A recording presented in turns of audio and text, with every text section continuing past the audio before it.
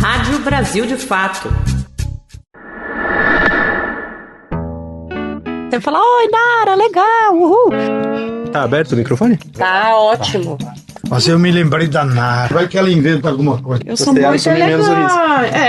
Exato. Se eu tô animado? Exatamente isso que a gente ia dizer. Por que não começar? Está do Igor, férias intermináveis. Semana que vem. Podemos, gente? Podemos? Pode mesmo? Tá. Nossa, gente. Todo respeito, gente. Eu sou da casa. Aqui juntos. Sim, mas... Vai virar assembleia? Que absurdo! Você ficar me zoando aí no ar, viu? Que negócio, o homem assume o risco.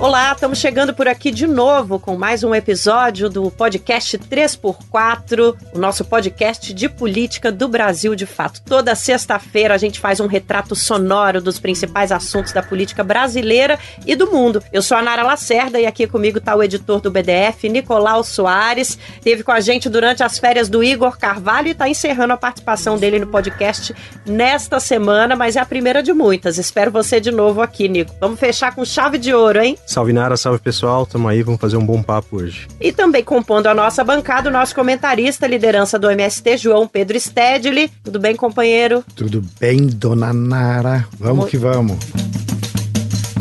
Nesse episódio 3x4, a gente sai do cenário brasileiro, mas continua na América Latina. A gente vai falar das eleições na Venezuela. Em 2024, o povo venezuelano vai às urnas numa das eleições que promete ser uma das mais importantes dos últimos anos. A Venezuela é um dos principais palcos de tensões da América Latina, enfrenta crises econômicas e políticas. O país é o 7º maior produtor de petróleo do mundo e tem a economia centrada em torno desse recurso. Só que há alguns anos a Venezuela é alvo de sanções impostas pelos Estados Unidos e pela Europa, que constituem um bloqueio econômico, principalmente nas operações de venda do petróleo. Em 28 de julho, cerca de 20 milhões de eleitores vão às urnas escolher o presidente do país. Ao todo, 13 candidatos estão inscritos para disputar o pleito deste ano. A maioria deles é de oposição, com destaque a Aliança Democrática e a Plataforma Democrática. O candidato do governo, Nicolás Maduro, recebeu o apoio de 11 partidos que integram o grupo Grande Polo Patriótico Simón Bolívar. No pleito, além do mandatário, estará implícita a disputa pela continuidade do projeto chavista no governo, a escolha de como explorar, como distribuir os recursos naturais do país e a definição do futuro da Venezuela. Além disso, as eleições podem ter um impacto significativo nas políticas externas, incluindo o enfrentamento a essas sanções que a gente citou há pouco. Bom, vamos entender essa situação política e o que está em jogo nas eleições presidenciais? Hoje a gente recebe a jornalista Michele de Mello, que é correspondente do veículo russo, a RT em espanhol, e é mestranda do Programa Integração da América Latina, o PROLAN da USP. Tudo bem, Mi? Olá, Nara, Nico, João Pedro. Queria agradecer também o convite por estar aqui. Me sinto muito, muito honrada. Bem-vinda de volta. Para quem não sabe, a Michele de Mello foi nossa correspondente em Caracas, na Venezuela. Ou seja, tem conhecimento de sobra para estar aqui com a gente. Então vamos começar, né, Nico? Vou pegar aqui para nossos primeiros questionamentos, porque a gente tem muito assunto para tratar, vamos direto a eles. Eu queria fazer, Michele, se possível, uma foto 3x4 dessa disputa toda, para entender quais são as candidaturas que mais se destacam e que têm chances reais, porque esse universo de 13 é coisa pra caramba, né? Exatamente, Nara. Eu acho que essas eleições, justamente pela quantidade de candidaturas e por ter agora uma participação massiva da oposição e sobretudo da oposição à direita, né, do atual governo, marca um ponto de partida fundamental, porque agita também as pessoas a participarem dessas eleições, apesar de que na Venezuela há uma tradição de uma participação cívica muito forte, uma tradição do voto, da participação popular, mas também é isso, movimenta um pouco o cenário da oposição. Depois a gente vira aí pelo menos de 4 ou 5 anos de uma oposição de direita hegemonizada por um setor muito extremista, né? Um setor que ou não participava dos processos eleitorais ou que tentava se apoiar em saídas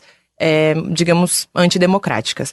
Desses 13 nomes, né, incluindo Maduro nesses 13, a gente tem aí 12 opositores. Deles, sem dúvida, eu acho que o mais competitivo é o candidato da Plataforma Unitária Democrática, que é o Edmundo Gonçalves, que, no entanto, ele mesmo se identifica como um candidato substituto, né? Ele diz que ele não vai recorrer o país fazendo campanha, que quem deve fazer isso é a Maria Corina Machado, que foi essa candidata que já estava inabilitada politicamente e, no entanto, foi eleita favorita nas eleições primárias no ano passado dentro da oposição. Mas ele seria a pessoa substituta nessa condição da Maria Corina Machado não poder concorrer e também a Corina de Ares, que seria indicada por ela, não poder ser a substituta. Então acho que o Edmundo Gonçalves, ele é um diplomata de carreira na Venezuela, foi embaixador na Argélia, foi embaixador na Argentina, inclusive durante os primeiros anos do governo Chávez ele continuou ainda sendo embaixador. Ele é o nome, né, que é apoiado por 11 partidos da oposição e é um nome que, de certa forma, tem essa chancela também dos Estados Unidos.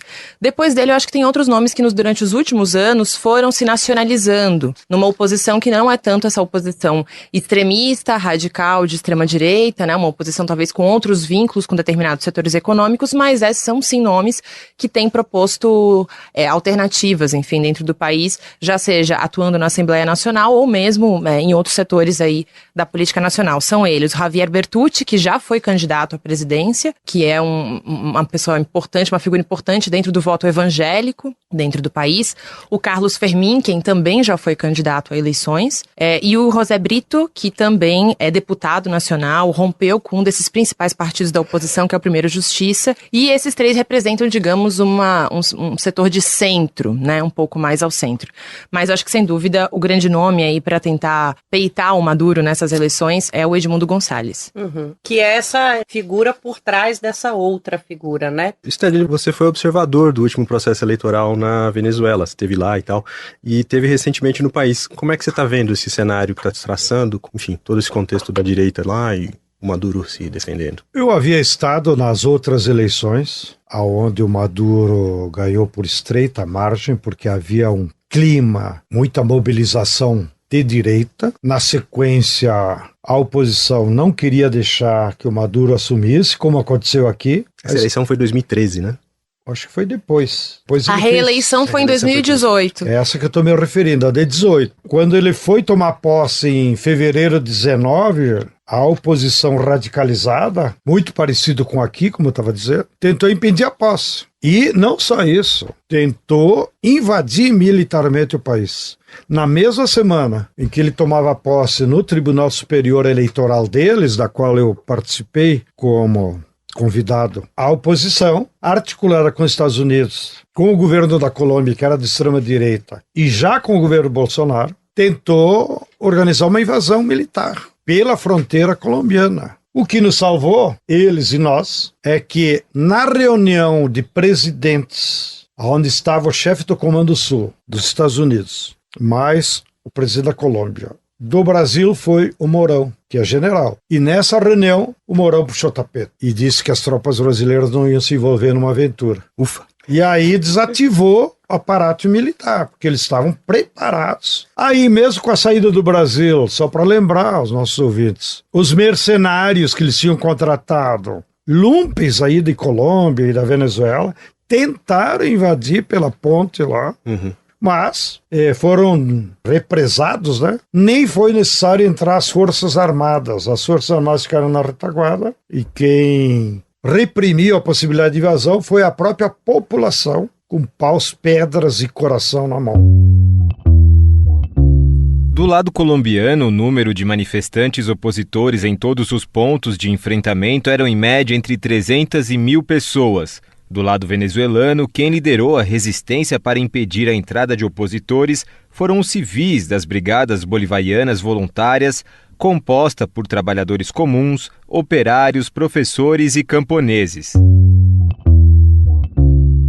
E jogaram para fora que a Michelle deve ter acompanhado e mandado suas notícias aqui para o Brasil e Fato. Então, só estou contando essa história porque, então, eu estando lá, ela estava lá, deve se lembrar, o clima era muito tenso.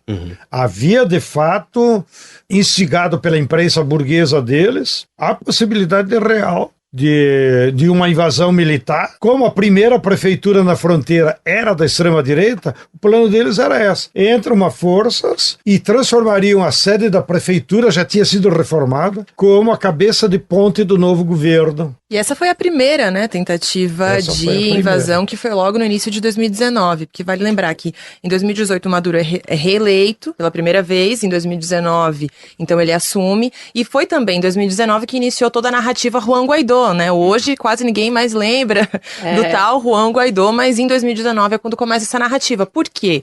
Em janeiro é um mês muito decisivo na Venezuela, porque é o mês em que as pessoas, que os deputados assumem e elegem os seus novos presidentes a cada ano, né?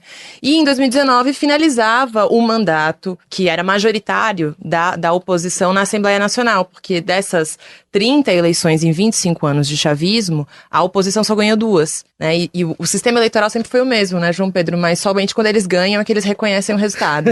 Essa história a gente também já conhece. E eu acho interessante a gente trazer essa conjuntura do passado, para que as pessoas que estão nos ouvindo entendam também quais são as tensões envolvidas nos processos eleitorais da Venezuela, e aí o Stédio e a Michelle vão ajudar a gente a responder aqui, mas a minha desconfiança é que no fim tudo isso só tem uma resposta: interesse no óleo, interesse no que está embaixo da terra. Mas a gente quer entender melhor, Michelle, esse processo eleitoral de agora, porque a confusão não é pequena, né? A gente tem aqui, o registro para candidatos presidenciais foi marcado por essa impossibilidade da candidatura da Corina Yoris, né? Em março, ela foi indicada pela ex-deputada Maria Corina Machado, que é líder de oposição na Venezuela, e teve a candidatura barrada pelo Supremo Tribunal lá do país. Mesmo com a Maria Corina Machado inelegível, né? Como é que a gente pode avaliar esses desdobramentos e qual é a importância do apoio dela, o peso dessa figura nas eleições? A Maria Corina Machado é uma representante da oligarquia mais tradicional venezuelana. Ela é representante de uma das famílias mais ricas do país e é uma figura política antiga, né? Ela foi deputada, uma dessas vozes da oposição, já no início do governo Chávez, e era uma dessas deputadas mais fervorosas, digamos, né, da oposição. Ela está inabilitada politicamente por 15 anos, e essa inabilitação já aconteceu em 2015, portanto não era novidade para nenhum venezuelano, e menos para a oposição, que ela não poderia concorrer a essas eleições. Ela está inabilitada justamente porque fez parte em 2014, foi uma das lideranças em 2014, dos atos violentos que ficaram chamados como guarimbas, né? Morreu muita gente. Inclusive queimados vivos, né? Nossa. Muitos motoqueiros morriam porque eles puxavam fios, né? Que atravessava a rua e as pessoas não viam. Então o motoqueiro ia lá, tem muita moto, e foram degolados por esses fios que a oposição colocava. E justamente esses atos se chamavam na época, em 2014, La Salida, ou seja, a saída, né? Era já o início dessa narrativa de uma oposição de extrema-direita por fora do jogo democrático, digamos, né? Já era esse movimento de dizer vamos, através de outras, de outras formas aqui, de uma ação direta, tentar chegar ao poder. Então ela foi inabilitada em 2015 justamente por ter sido uma das lideranças dessas manifestações e ter convocado os Estados Unidos e ido a Washington, se reunido com autoridades estadunidenses, solicitando o bloqueio, pedindo sanções contra a Venezuela, que efetivamente aconteceram em 2015. Nesses anos todos, apesar de não fazer parte da política institucional, ela sempre foi uma voz importante da oposição, sobretudo da oposição de extrema-direita, criou diversos movimentos, nunca voltou a ter um partido político, mas criou movimentos em torno dela. Quando eu ainda estava atuando lá como correspondente, a Maria Corina era uma espécie de Janaína Pascoal, vamos dizer. Eu tava pensando uma coisa desse tipo, eu tava tentando capturar quem? Pra gente tentar traçar esse paralelo, assim, né? Quando eu tava lá, ela já era essa figura, né, digamos, tradicionalista. Dizia as mesmas bobagens? Mas dizia umas bobagens. Não era uma figura legitimada pela própria oposição. Pelo contrário, era alguém que as pessoas queriam que ficasse de longe, porque era vista como alguém que não tava conseguindo, não passava credibilidade. Não passava credibilidade, que não conseguia gerar um discurso de unidade dentro da oposição. Sempre teve um projeto muito autocentrado na sua figura. Tanto é que, novamente, assim, depois de que todas as figuras de oposição foram sendo queimadas, né, o próprio Juan Guaidó, né, não funcionou, né, a narrativa Juan Guaidó não funcionou, ele está nos Estados Unidos agora, vivendo muito feliz, tranquilo. Com 50 milhões de dólares, Deus, gente. Ele roubou do processo que os próprios comparsas dele é que denunciaram. O procurador-geral da Venezuela, Tarek Saab, afirmou que o Ministério Público do país emitiu um mandado de prisão contra o opositor Juan Guaidó. Também vai ser pedido o alerta vermelho da Interpol para a captura. Essa investigação se soma a outras 27 que já pesam sobre Guaidó. Os crimes imputados a Guaidó, que fugiu para os Estados Unidos em abril passado, incluem traição à pátria, usurpação de funções, obtenção ou extração de dinheiro, valores ou bens públicos, lavagem de dinheiro e associação criminosa. Porque os Estados Unidos financiava, enchia eles de dinheiro que era venezuelano. Os Estados Unidos sequestrou as contas bancárias da PDVSA e aquele dinheiro repassou para a oposição fazer política. Bom, o coordenador do Tesouro era o Guaidó. Aí os outros militantes da oposição passaram a saber dos recursos, mas não recebiam a mesma quantidade que o Guaidó. Então eles denunciaram que o Guaidó se apropriou indevidamente de dinheiro público de origem do petróleo venezuelano de 50 milhões de dólares. É bom ser oposição assim. Com esse camarada lá de boa, da Lagoa, vem a nossa querida. Vem a Maria Corina novamente como um nome que polariza muito com o Nicolás Maduro. Eu acho que essa é a importância. Acho que é aí que ela assume uma maior importância dentro da própria oposição que ficou na Venezuela, né? Quem seria o nome que poderia polarizar mais com o Nicolás Maduro nessas eleições? Ela acaba vencendo essas eleições primárias, que foram inclusive seriamente questionadas dentro da própria oposição pela pouca participação das pessoas e pelo formato em que ela aconteceu. Mesmo sabendo que ela não poderia concorrer. Logo, ela indica, né, a Corina Lloris, que seria uma pessoa do seu círculo mais próximo de confiança para ser sua substituta, que, no entanto, nunca foi aceita pela própria plataforma de unidade, justamente por não ser um nome que estava dentro das negociações políticas, por não ser um nome conhecido a nível nacional, e porque entendiam que seria uma pessoa que só atenderia às indicações da própria Corina Machado. Sendo que dentro da própria oposição, o nome já seria Edmundo Gonçalves, que é atualmente o substituto. Eu acho que sim, eu acho que ela é um nome que pode representar um respaldo político muito importante para essa candidatura do Edmundo. Mas se fosse Edmundo, se fosse Maria Corina, ou se fosse qualquer outro nome, eu acho que a questão principal aí é haver essa unidade de 11 partidos de oposição nessa plataforma e ter essa chancela dos Estados Unidos. Então, eu acho que essa é a questão central nessa disputa, né? O porquê que esse candidato é o mais competitivo, acho que aí está a resposta. Agora, quero complementar as informações oportunas da Michele com um fato que a imprensa burguesa aqui nunca relatou, e que se fosse um brasileiro seria um escândalo. Quando ela estava no exílio, por vontade própria, a Corina Machado assumiu a nacionalidade de panamenha. Olha. E o governo do Panamá nomeou representante oficial do Panamá na OEA. Nossa. E lá na OEA, como embaixadora do Panamá, sistematicamente ela fez oposição ao governo da Venezuela, levava as denúncias, todo aquele negócio, ou seja, transformou a OEA num palco anti-Venezuela. Agora você imagine se o Lula, inabilitado em 2018, tivesse ido para qualquer país aí, assumido a nacionalidade de outro país, ido para a UEA fazer oposição ao Brasil. Ou seja, isso é traição à pátria. Posição multinacional. Foi isso que ela fez. Ela é uma traidora e ela devia... Agora eu como brasileiro e como democrata, ela devia estar na cadeia. Stedley, aproveitando que você puxou aí a figura do presidente Lula, trazer um outro tema aqui para nós. Ele recentemente teve, né, declarações do Lula, do Itamaraty, manifestando preocupações com esse processo eleitoral da Venezuela, especialmente com essa questão do registro da candidatura da Corina Lloris. Como é que esse cenário está sendo visto? Está afetando essas relações da Venezuela com países vizinhos, com outros países? Acho que com os Estados Unidos a gente tem uma clareza de como funciona, mas o Brasil é um parceiro tradicional, do PT inclusive. Como é que você está vendo esse... Sinceramente, eu acho que não abalou nada as relações reais entre o Brasil e a Venezuela. Os venezuelanos conhecem bem a política brasileira, conhecem bem o Lula, conhecem bem o Itamaraty. E eu acho que nesse caso, sem querer relativizar, mas o Lula foi mal informado pelo Itamaraty da situação jurídica do caso Corina Machado. Porque ela é exatamente a mesma situação do Bolsonaro. Então você imagine se algum país qualquer lá da Europa tivesse dito é antidemocrático o Lula ter descredenciado o Bolsonaro para as próximas eleições. Primeiro não foi o Lula, foi o Tribunal Eleitoral, igual a eles. Segundo, o Bolsonaro cometeu crimes e, portanto, tem que ser julgado. Por isso que ele é inelegível até agora. Então, eu acredito que foi uma expressão infeliz, evidentemente, mas como os venezuelanos conhecem bem a nossa política e a figura do Lula, e eu, pelo que conheço do Lula, ele continua sendo solidário com a Venezuela, com a América Latina, um defensor da integração latino-americana. É claro que ele tem outras formas de se posicionar na conjuntura latino-americana, que não é tanto anti-americana como são outros países, da Venezuela, da Bolívia, né, que tem posturas mais anti-estadunidenses. Claro, também o nosso país é grande, aqui nós temos outras responsabilidades, então o presidente da República do Brasil sempre se comportou meio que não vamos comprar briga com um cachorro maior que o nosso. E ele, inclusive, já comentou agora o fato de a oposição ter se unificado, né, na plataforma unitária ali, no nome do Edmundo Gonçalves, celebrando que agora finalmente a oposição entrou em acordo, tem um candidato que pode realmente concorrer às eleições.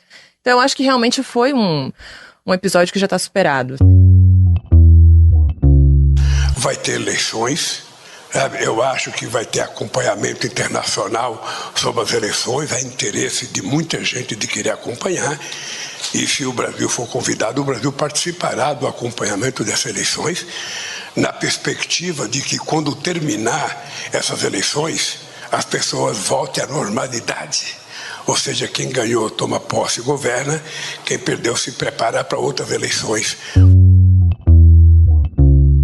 Eu queria conversar com vocês, especialmente com a Michele, que passou bastante tempo lá no meio, e daqui a pouco a gente vai ter aqui uma participação de alguém que está lá neste momento, viu, gente? Mas falar um pouco sobre participação popular. Esse é um fato histórico, a população tem o costume de ser muito ativa nas eleições, socialmente. E a gente queria aproveitar esse podcast, essa edição também, para mostrar para as pessoas um pouco do que acontece, como essa vida se desenvolve lá. E tem uma entidade do país, digamos assim, que são as comunas, que muito pouca gente no Brasil entende, né? Uma das características, viu, da sociedade venezuelana são essas organizações populares que são chamadas de comunas, é uma concepção própria do Estado venezuelano, que foi idealizada pelo ex-presidente Hugo Chávez. No último mês, a Venezuela, inclusive, realizou mais uma consulta popular envolvendo mais de 49 mil comunas. Gente, é muita coisa para escolher projetos prioritários para o território, o povo sendo ouvido.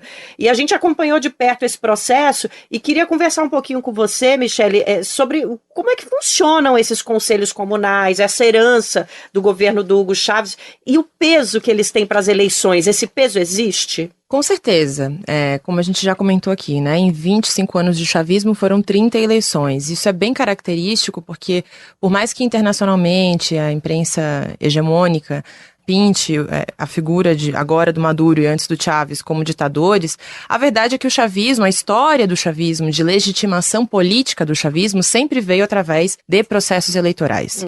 Então, na Venezuela, inclusive era algo que o próprio Lula criticava o Chávez, né, de que o tempo todo tinha eleição, que se você tem eleição o tempo todo não tem como fazer política. Isso é uma crítica que está dada aí.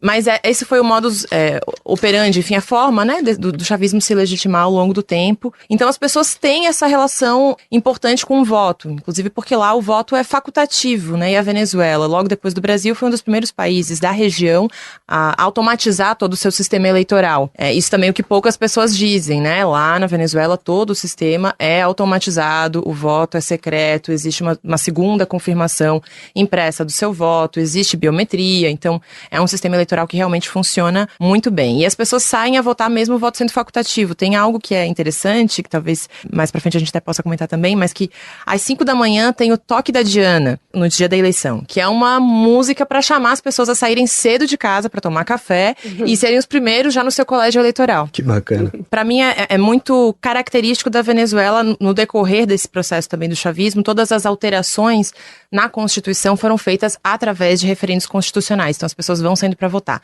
Numa dessas mudanças é que surgiram as comunas, que tem a ver com a proposta do que o Chávez dizia ser esse avanço dessa democracia com uma participação protagonista das pessoas. Então você qualificar mais o que é a democracia, né? Não é só você ir a cada tanto ir lá votar ou participar de várias eleições, mas é você realmente ter instrumentos nos quais as pessoas possam, no seu território, decidir de que forma o Estado vai agir. E foi esse o exemplo que a gente viu agora nesse mês, com a consulta popular, como você comentou, envolveu mais de 49 mil conselhos comunais. Os conselhos comunais são espécies de centros comunitários, digamos assim, né? Organizações na sua própria quadra, no seu próprio bairro, na qual as pessoas se organizam em diversos setores, tem o setor de saúde, de segurança, de cultura, enfim, para pensar o seu território mesmo, pensar o que falta aqui. E essa consulta foi exatamente isso. As pessoas votarem para decidir de que forma o orçamento público, o orçamento do Estado, seria um total de $10 mil para a execução de 4.500 projetos. Uhum. $10 mil por projeto, né? Exato, que estariam aí sendo postos para as pessoas. Hoje existem na Venezuela mais de 3.640 comunas registradas, porque hoje está na Constituição o que deve ser uma comuna, para fazer de maneira rápida aqui, né? A comuna é a união de pelo menos 10 conselhos comunais, portanto, você tem 10 conselhos comunitários, você consegue reunir uma comuna que seria essa forma de autogoverno no território. Aí você tem, na própria Constituição venezuelana, estabelecido quais são os cargos que devem ser eleitos dentro dessas comunas, de que forma que elas devem fazer prestação de contas, como é que elas podem se organizar. E isso tem tudo a ver com um dos últimos discursos mais emblemáticos do Chávez, que foi um pouquinho antes dele falecer e logo após a reeleição em 2012, que é o chamado golpe de timón, que isso na tradução literal, né, seria uma mudança brusca da direção do timão, né, do timão mesmo, do barco, de uma embarcação, no qual ele diz comum ou nada, né, ele propõe comum ou nada, ou seja, ali ele já identifica que um dos problemas centrais para você diversificar a base econômica da Venezuela e para mudar a própria forma de participação política, a forma do Estado, é a questão da terra, e que isso só poderia ser mudado de maneira radical através das comunas, ou seja, do Estado incentivando a formação desses espaços de autogoverno. E essa consulta popular que aconteceu agora foi mais uma prova disso. E a gente vai aproveitar que a Michelle falou em participação popular e vamos agora, o podcast vai todo junto para a Venezuela conversar com o nosso correspondente Lorenzo Santiago, que está em Caracas, está aqui com a gente no Brasil de Fato, fazendo essa cobertura que a Michelle já fez, inclusive. Lorenzo, tudo bom? Obrigada, viu, pela disponibilidade de tempo. Boa tarde, Nara. Boa tarde, Nico, Sted, Michelle, todo mundo que está ouvindo a gente. Eu que agradeço o convite para participar um pouco com vocês dessa conversa de um assunto tão importante para o Brasil e para a América do Sul nesses próximos anos. Ô Lorenzo, conta pra gente, agora que a gente falou bastante em participação popular aqui, como é que estão os ânimos por aí? Como é que está o clima quando você conversa com as pessoas na rua em relação a esse próximo pleito? Eu sei que tem muita divisão, que é algo que a gente está vendo globalmente, né? Exatamente, Nara. O clima está muito tenso, assim, está menos tenso, acho, do que, como o Sted relatou, nas últimas eleições, por uma questão econômica também. O país está melhor, os indicadores econômicos estão melhores, a inflação abaixou, a perspectiva de crescimento do PIB é de pelo menos 2 dígitos, o governo coloca nesse ano. Então, assim, a economia, as pessoas estão se sentindo melhores, assim, economicamente. Tanto é que eu converso com muitos venezuelanos que voltaram para o país nos últimos tempos. Então, tem muita gente que estava no Equador, na Colômbia, no Peru, e voltou para o país e me fala que voltou pela questão da economia, de agora está conseguindo trabalhar, já está conseguindo ganhar dinheiro, e da segurança também, né? A sensação de segurança hoje, principalmente aqui em Caracas, ela é bem perceptível, assim. Então, e nesse ponto, isso ajuda a arrefecer um pouco da tensão política, mas existe bastante tensão política ainda. Então, o que acontece é que eu vejo muita gente, de oposição nas ruas também, se manifestando e falando que vai votar na oposição, e uma base chavista também ainda, muito capilarizada, então que tem a sua base e a sua formação muito forte e que tem um debate político muito forte, e isso está latente nas ruas. Então tem muita gente que fala sobre isso, as pessoas estão debatendo isso nas ruas, falam abertamente sobre isso nos transportes de aplicativo, no metrô, eu já conversei com muita gente na rua mesmo sobre isso, e realmente esse é o clima. Muita expectativa, quem é da oposição, claro, ainda questiona essa inabilitação da Maria Corina Machado, mas também, de certa forma, vários deles entendem as questões técnicas envolvendo isso, e quem está na rua também defendendo o governo e fazendo manifestação e se mobilizando para o governo também está fazendo essa disputa na rua. Então, realmente, o clima está bem intenso e com uma expectativa grande. Lorenzo, aproveitando aí, você falou dessa melhora econômica, né? Tem um contexto um pouquinho melhor do país, de crescimento e tal. Como é que isso afeta a avaliação do Maduro? Seja em pesquisa, seja na conversa do boteco mesmo. Como é que você tem visto isso? As pesquisas, elas são bem difusas, são muitas pesquisas que saem, muitas pesquisas feitas pela internet, o que isso não dá uma amostragem legal para a situação. Então tem pesquisas que mostram o Maduro em segundo, tem pesquisas que mostram o Maduro em primeiro, e ambas elas com diferenças grandes de porcentagem, né, de pontos percentuais. As pesquisas em si, elas ainda não indicam muito, os principais institutos ainda não publicaram pesquisas muito fidedignas. Agora, nas conversas na rua, o Maduro ele vai enfrentar um questionamento grande, né? Acho que uma parcela grande da população que apoiava o Chávez, que sempre apoiou o Chávez pelas questões das políticas públicas, enfim, toda a melhora que o país enfrentou no período do Chávez, o Maduro, isso foi, claro, se perdendo um pouco pelas questões, um pouco não, as pessoas falam isso também pelas questões das sanções. Então, as sanções dos Estados Unidos minaram bastante a popularidade do Maduro, então, com o tempo, né? É claro que agora, os últimos indicadores econômicos, os últimos 5, 6 meses, ajudaram e deram oxigênio para o governo que está usando isso na campanha, já está falando muito, batendo bastante na tecla da perspectiva de projeção do PIB para esse ano, do crescimento do PIB do ano passado, que foi ao menos 5%, segundo o governo estima, e para esse ano pode beirar os 2 dígitos. Então, assim, existe um desgaste com o tempo, com esses últimos 8 anos, 7 anos de sanções, que prejudicaram muito a imagem do governo por isso, pela falta de entrada de dinheiro, a falta de entrada de dólar.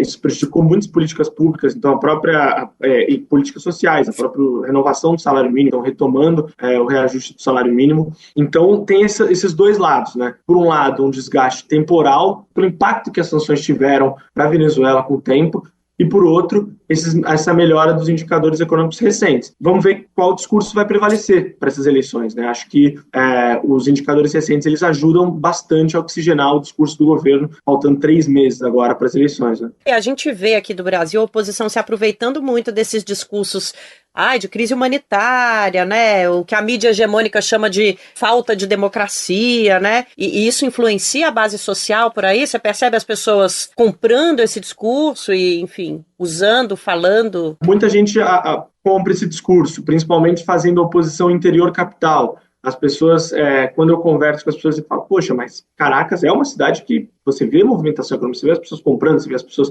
consumindo nas ruas, carregando televisão no metrô para levar para casa, depois de comprar, enfim.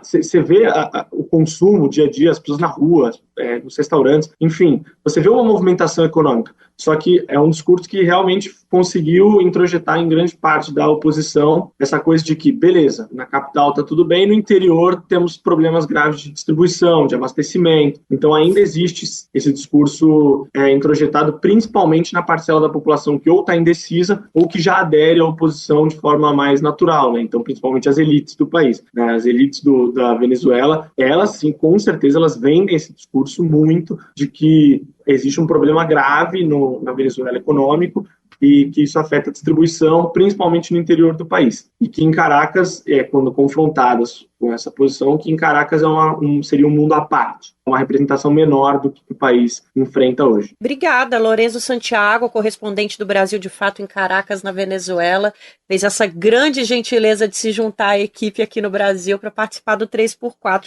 Espero outras vezes, viu? Outras oportunidades, amigo. Obrigadão. Eu que agradeço o convite e espero também ser chamado mais vezes, principalmente agora que está se aproximando dessas eleições. Então, um abraço a todos aí. Valeu, Tchauzinho, Lorenzo. Até julho você volta. Valeu, é nóis. Bom, a gente vai para um rápido intervalo. Daqui a pouco a gente volta para falar mais sobre a Venezuela. Vocês gostam do 3x4 e dos conteúdos produzidos pelo Brasil de Fato? Então ajuda a gente a continuar fazendo jornalismo independente e a contar o que a mídia tradicional não te conta. Acesse apoia.se/Brasil de Fato e apoie a comunicação popular. Quem apoia leva lembrança especial aqui do BDF. Não dá para ficar de fora dessa. Estamos voltando com o nosso podcast 3x4. Antes da gente voltar a falar de Venezuela, um recado do Renato Brito sobre o nosso episódio da reforma tributária. Ele escreveu: difícil é passar a reforma exatamente do jeito que deveria, com Lira e aquela oposição fazendo desfalques e ajustes na proposta. Tenho certeza que o combate à desfiguração será o maior desafio. Renato, a gente falou semana passada, né? Que guerra que a gente vai encarar no Congresso Nacional do Brasil. Enfim, esperamos que a nossa classe política mais consciente esteja preparada e que a população também, né, Nico? Tem que trabalhar bastante, esse tema é brabo. É brabo. Vamos voltar então a falar de Venezuela, Nico? Bora. Pegando esse contexto todo que vocês fizeram, que o Lorenzo trouxe lá em loco, né? Dá pra dizer tranquilo que essa é a corrida eleitoral mais difícil que o chavismo vai enfrentar nesse período? Ou especialmente do Maduro, né? De 2013 pra cá? Eu acho que não. Acho que a mais difícil foi 18. Por todo aquele clima que foi relatado. O país estava numa crise econômica, faltava alimentos, inflação. Sim. E o acoso militar e o bloqueio econômico. Eu estive lá semana passada, como o companheiro relator que mora lá. É uma tranquilidade, tem produtos em todas as tendas, o povo caminha, faz festa, se diverte. O clima político é bem diferente. Eu acho que o Maduro vai ganhar de braçada. É mais distensionada a coisa em relação a 2018. Muito mais tranquilo e muito mais participação popular. E o povo da Venezuela, a Michele aí pode testemunhar com muito mais experiência, mas o que eu percebo é que o povo da Venezuela, talvez porque eles não tenham futebol, só tem o beisebol, eles mudaram o futebol por eleição. Aí entra então eles participam, eles brigam, eles são ativos. E também, como ela disse, o sistema eleitoral é muito seguro. Urna eletrônica. E ainda imprime. Tu bota numa outra para fazer teste. Então isso dá uma tranquilidade. E bota o dedão. Todo mundo é digitalizado. Então isso dá uma segurança para todo mundo, que são eleições democráticas e a turma participa mesmo. Quero aproveitar para, inclusive, fazer uma denúncia. Esse Edmundo, que é do velho partido Adeco, é como se aqui no Brasil ele fosse da Arena. Então, te imagina se alguém agora aqui no Brasil se candidatasse contra o Lula pela Arena. Ô, louco, Estevam. Mas é mais ou menos o padrão. Mesmo padrão. E ele, quizá seja a principal força que o apoia social, ele está sendo apoiado pela Opus Dei, da Espanha, com dinheiro, com recursos, e quizá outros serviços de inteligência também que estão por trás. A Igreja Católica na Venezuela nunca foi venezuelana, lá nunca teve teologia da libertação, lá sempre foi uma igreja católica reacionária, não só conservadora, reacionária, que sempre defendeu a oligarquia, uma igreja espanhola, nunca se identificou com o povo mestiço, negro, que é o povo venezuelano. O povo venezuelano é uma mescla de índio com negro, e os espanhóis não se misturaram com eles. Então, esse Edmundo aí não tem futuro como liderança, como carisma, como só essa máquina que os gringos, que os espanhóis da direita vão colocar atrás dele. Mas o clima é muito tranquilo, bem melhor que aqui, inclusive. Olha só. O que você acha, Michele? Eu queria também que você trouxesse pra gente a sua avaliação sobre qual seria agora, então, o principal desafio do Maduro. Porque, como o Sted lhe trouxe, parece que o clima tá mais calmo que em 18, mas tem muita coisa para ser superada também nessa luta aí, nessa briga, né? O clima tá mais calmo do que em 18 também, e aí eu acho que essa é uma questão central, é que algumas das sanções direcionadas à indústria petroleira foram suspensas, né? Hoje os Estados Unidos, depois do início do conflito na Ucrânia, os Estados Unidos voltaram a comprar petróleo da Venezuela, e isso num país que coincidência, né? E isso num país que tem a maior reserva de petróleo do mundo, que há mais de 100 anos tem como base central da sua economia, como carro-chefe da sua economia, a indústria petroleira, isso faz toda a diferença, né? A Venezuela, a partir de 2015, a partir do bloqueio econômico, teve uma diminuição de 80% do seu PIB, uma diminuição de 99% da entrada de dinheiro de dólares para o Estado. E iniciou um dos maiores processos hiperinflacionários do mundo, né? Esse processo hiperinflacionário da Venezuela entrou entre os 5 maiores do mundo, que começou lá em 2017 e só acabou no final de 2021. Eu acho que, como o Sted ele traz aqui, né? Eu acho que, sem dúvidas, vai ser uma eleição muito importante, por haver essa unidade da oposição, por haver uma mudança de postura na oposição, de finalmente voltar a participar das eleições, e porque todos os olhos, novamente, né, estão voltados para a Venezuela, para esse processo eleitoral, mas com todas as contradições que possam existir, com as críticas que o próprio Lourenço nos trouxe aqui, né, que a população em geral tem também em relação ao desgaste do chavismo, né, são mais de 20 anos no poder, ou ao desgaste da figura do Nicolás Maduro, eu acho que ele sai desse processo todo de desestabilização que iniciou lá em 2015 vitorioso.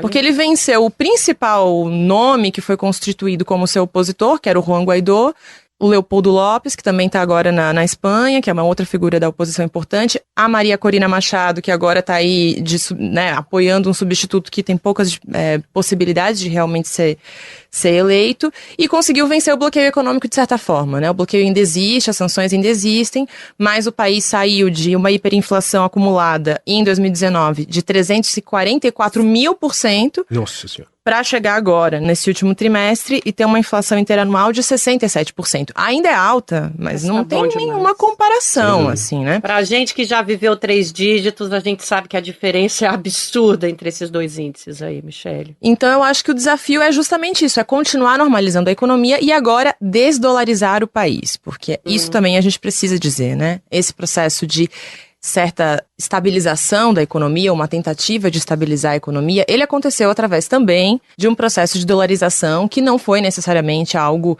dirigido, centralizado pelo Estado, uma decisão do Estado, né? Vamos dolarizar o país, como aconteceu, por exemplo, no Equador. Não, né? Foi algo espontâneo e um pouco desgovernado e que foi fruto justamente dessas medidas de bloqueio que aconteceram, né? E aí, com isso eu termino só para contar uma anedota que foi real, que justamente em 2019 a gente estava comentando que foi esse ano do Guaidó, né? Não sei se todo mundo lembra, mas logo no início do ano, também em março, aconteceu um apagão nacional na Venezuela. Sim. E foi a partir desse apagão que as pessoas realmente passaram a utilizar dólares em espécie, porque o país já estava vivendo um processo hiperinflacionário, e no apagão você não tinha como utilizar cartão de crédito, né? Não tinha energia elétrica. E ninguém tinha essa quantidade de dinheiro em espécie, em bolívares, que é a moeda nacional, para fazer essas compras. Então as pessoas, a partir daí, começaram a utilizar o dólar como moeda também de sistema de troca. E é aí que, de forma espontânea, o dólar passa a circular no país, enfim, aí outras medidas foram sendo adotadas que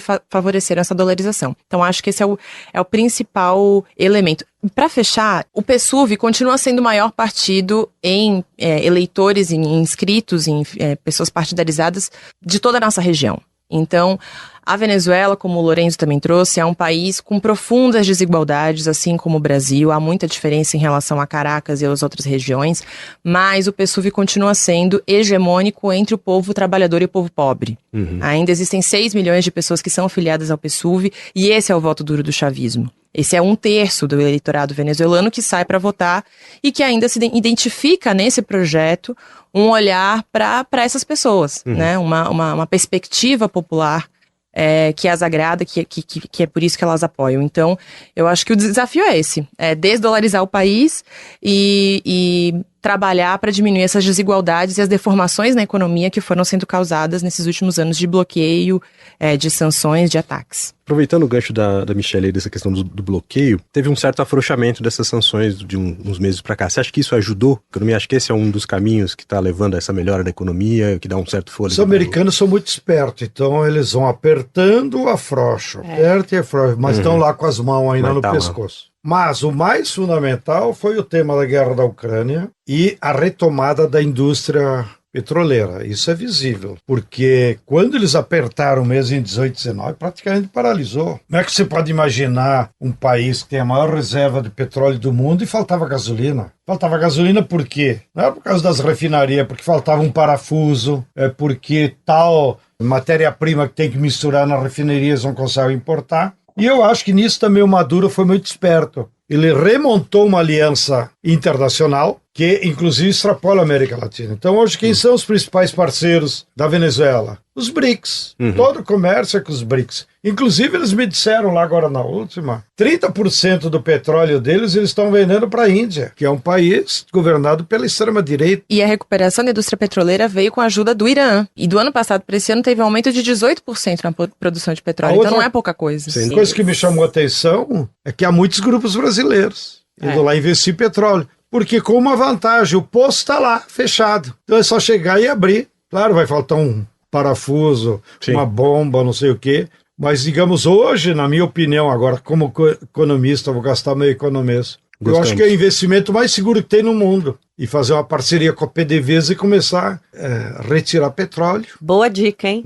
É uma pena que dica de investimentos aqui. A burguesia brasileira não se dá conta disso, porque nós já chegamos a ter 15% do comércio venezuelano conosco. Então nós tínhamos uma participação. E depois de todo esse colonialismo da burguesia brasileira que se afastou da Venezuela e preferiu chamá-lo de ditador, hoje a economia brasileira com eles pesa só 1%.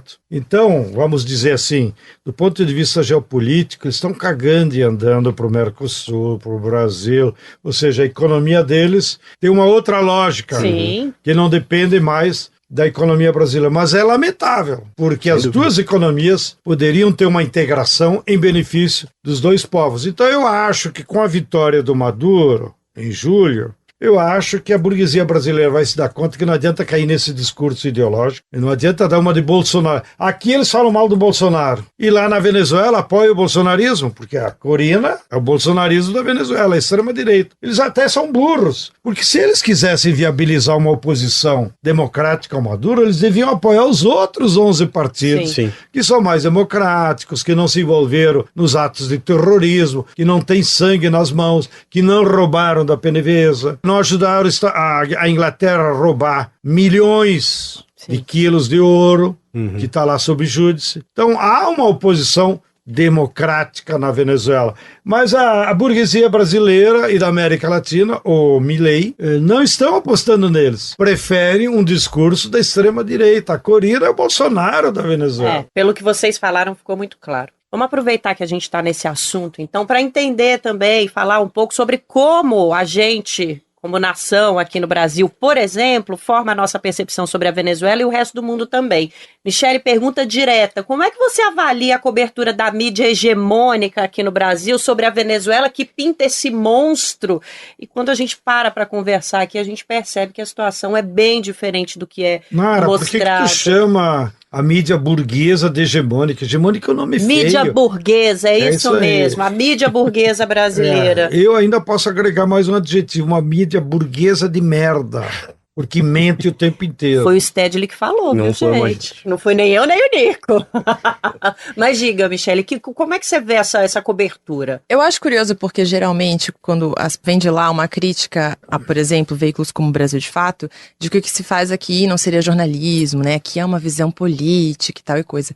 Como se o que esses setores fizessem não fosse política. Eu acho que o que a gente vê é isso. Existe um desconhecimento muito grande sobre o funcionamento das eleições na Venezuela, sobre a própria forma, o sistema político que se estabeleceu na Venezuela, como que as pessoas participam politicamente.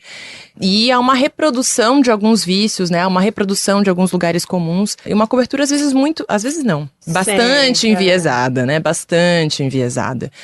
Também, como você comentou, estou fazendo mestrado e fizemos um levantamento, por exemplo, da cobertura de um dos maiores jornais aqui do país, da Folha de São Paulo, em relação à plenária de países sul-americanos que foi convocada pelo presidente Lula no ano passado. Foi o primeiro encontro em que houve a presença de representantes dos 12 países da região, máximos representantes, só o Peru que não pôde enviar a Dina Boluarte nesse momento. A cobertura desses 3 dias de evento, ela foi majoritariamente Maduro ditador. Assim, as palavras que mais apareceram na cobertura da Folha de São Paulo foi Maduro e ditador. Algo que não acontecia há quase uma década, né? Foi uma convocatória do presidente do Brasil com uma agenda clara, não era só, blá, blá, blá, só político. Pra fazer a foto, né? Havia uma agenda clara ali de projetos de integração, de retomada da Unasul, e a cobertura do maior jornal em circulação hoje no país foca nessa ideia, né, de fortalecer essa ideia, esse consenso de uma agenda neoliberal de que o Maduro é um ditador. Então eu acho bastante difícil, acho que a gente tem que encontrar, quem quer saber realmente o que está acontecendo na Venezuela, encontrar alternativas de como se informar. E aí fica a dica, né, o Brasil de Fato, acho que é esse ambiente agora com a cobertura do Lorenzo, tem também a Telesur, a própria RT, que é o lugar onde eu estou trabalhando agora, que também tem correspondentes lá. Enfim, acho que a gente tem outras formas aí de encontrar informação de qualidade. E os movimentos populares também, né, Stedley? Eu acho que aqui no Brasil eles têm um importante papel de ponte para a gente entender melhor os nossos vizinhos. Como movimento popular, nós somos uma articulação que vem lá desde a luta contra a ALCA, que conseguimos derrotar em 2005, numa famosa reunião lá em Mar del Plata, onde estavam todos os presidentes das Américas e foram feitas grandes manifestações.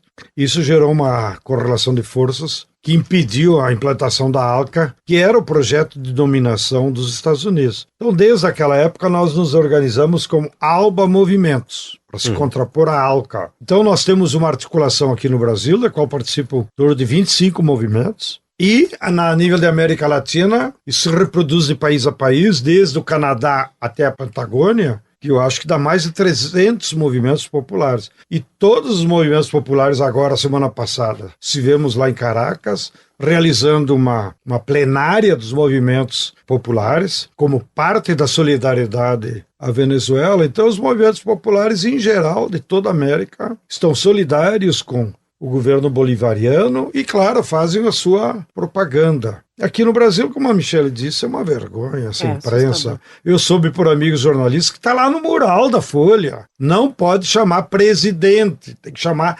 ditador. Ai, que preguiça. Na Globo a mesma coisa. E como é que eles chamam o rei de Marrocos? Como eles chamam o rei da Espanha? E como eles chamavam a Merkel, que ficou 18 anos governando a Alemanha, e o pior entregou para um pior ainda. Então, há uma manipulação ideológica impressionante dessa imprensa burguesa, cujo papel não é informar. O papel é manipular a cabeça das pessoas de uma forma ideológica para que eles se posicionem politicamente contra esse governo, contra aquele governo, etc. E tal. E acabam influenciando, porque os puxa-saco do Lula também devem ter dito para ele, a tua popularidade caiu porque você recebeu Maduro. Santa paciência.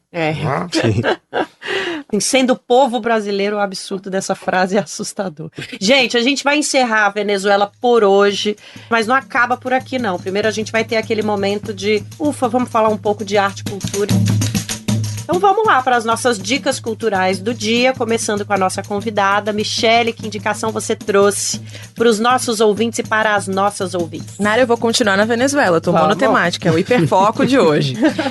Mas justamente falando sobre quem quer conhecer um pouco mais a Venezuela, minha dica cultural é um livro chamado Cuentos del Arañero, que é uma coletânea, um compilado de contos, de histórias do Hugo Chávez, em que ele foi comentando essas histórias de vida durante o seu programa O Alô Presidente. Quem conheceu o Chávez pessoalmente, aí o Sted pode me confirmar, dizia que ele era uma pessoa muito divertida, que ele adorava cantar, que ele cantava o tempo todo, que contava muita história. Então, esse livro são pequenas crônicas, pequenos contos que trazem desde o período em que ele era criança, que ele vendia o doce de aranha, porque o doce aranha, no caso, é um doce de mamão, em que você tira as fininhas assim do mamão e faz ele cozido com açúcar e fica parecendo uma aranha mesmo. Sim. E o Chávez, quando criança, né, vivia no campo, em Sabaneta de Barinas, e ele vendia esse doce de porta em porta. Então tem contos que a avó fazia. Com a bicicleta. A bicicleta tá lá no museu. Quando for a Caracas, dica cultural. Não deixe de ir no Quartel da Montanha a visitar o Museu da Vida do Chávez. Que massa. E aí nesse livro tem desde essas histórias, desses contos dessa criança que vendia doce lá no interior do país, até bastidores da vida política já como presidente. Então eu super recomendo, porque acho que, além de ser divertido, vocês vão poder conhecer o Chávez sob uma outra perspectiva, não esse Chávez ditador que a mídia burguesa aí tenta vender. Bacana, muito legal. Com certeza uma ótima dica. E você, Stedley, que traz para nós? Como ela foi mais amena na dica cultural, eu vou repetir, eu já disse num programa antigo, mas eu acho que para nossa militância que acompanha o 3x4, não pode perder nunca a perspectiva.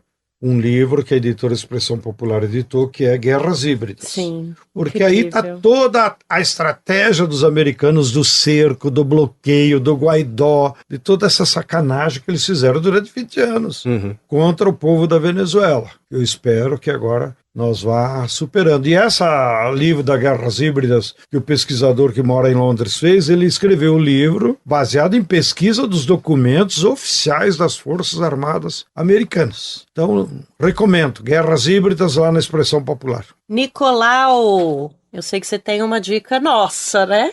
A dica é um produto aqui da casa, que é o documentário O Próximo Passo, 30 anos da eleição de Mandela. É dirigido aqui pelos nossos companheiros aqui de casa de Brasil de Fato, a Yolanda de Pisol e o Pedro Estropaçolas. Ele conta a história da eleição de 94 na África do Sul, que está completando 30 anos agora, que é um marco, né, no fim do regime racista do apartheid. Foram as primeiras que todo mundo participou, brancos e negros, e levaram a eleição do Mandela. Uma liderança histórica. Houve lideranças políticas, movimentos populares, parte dessa história, mas também fala dos problemas que continuam na África do Sul, que ainda continua sendo um país muito desigual e tal, mas vale a pena dar uma olhada. Legal. E a minha dica cultural vem do outro lado do mundo. Não vale ser música de rock nem da Coreia do Sul. Não, mas é da Coreia do Sul. É da Coreia tá do vendo? Sul e do Japão, mas eu tenho certeza que você vai assistir. Eu queria indicar a série que saiu na Netflix na semana passada, que chama Adeus Terra, um drama coreano baseado num romance japonês do Kotaro Isaka, que é um camarada incrível do Japão, e ele fala sobre uma pequena comunidade coreana que está vivendo 200 dias antes de um meteoro atingir a Terra, e o ponto central que esse meteoro vai atingir é a Península Coreana.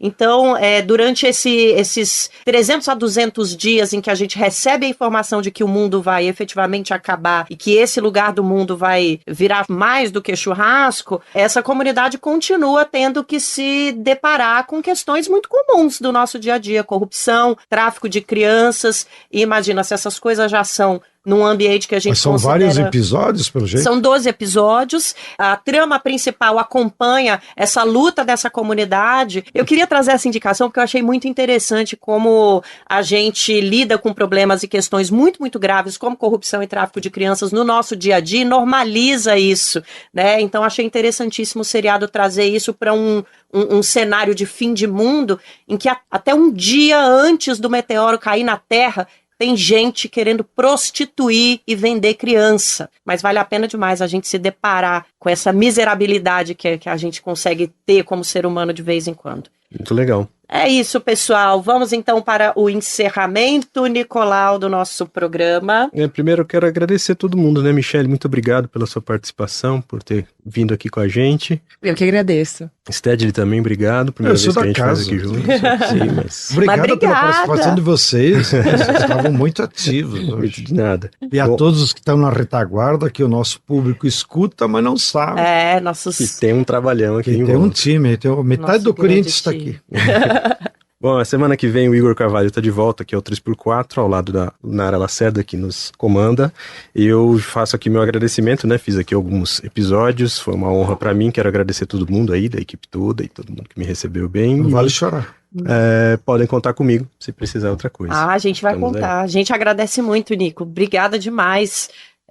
Foi incrível, foi muito legal e a gente está muito feliz e a gente quer que você volte sim. Com isso, chegamos ao fim deste episódio do 3x4 do Brasil de Fato. Se você quer deixar sua marca aqui no nosso podcast, já sabe, né? Vai lá na caixinha de comentários do Spotify, logo abaixo da descrição do episódio. A sua participação ajuda a gente a alcançar mais ouvintes e dá para fazer comentários também nas nossas redes sociais. Continue acompanhando a cobertura do Brasil de Fato sobre os principais fatos de política do país e do mundo, inclusive da Venezuela, com o nosso querido Lorenzo. Nosso endereço é brasildefato.com.br. O 3x4 é apresentado por mim, Nara Lacerda, e pelo meu colega de redação, Nicolau Soares, direção de Camila Salmásio. Nossos comentaristas são João Pedro Stedley e José Genuíno. A produção e o roteiro são de Letícia Holanda. Trilha sonora original de Alejandra Luciani. Edição e sonorização, Adilson Oliveira. Nosso cinegrafista é o Vitor Shimomura. Identidade visual, Nazura Santos. E no Brasil de Fato, a coordenação de rádio e TV é da Monize Ravena e a direção de jornalismo é da Nina Fidelis. Já que eu dei dica cultural da Coreia, hoje não tem até mais. Annyeong! Até semana que vem.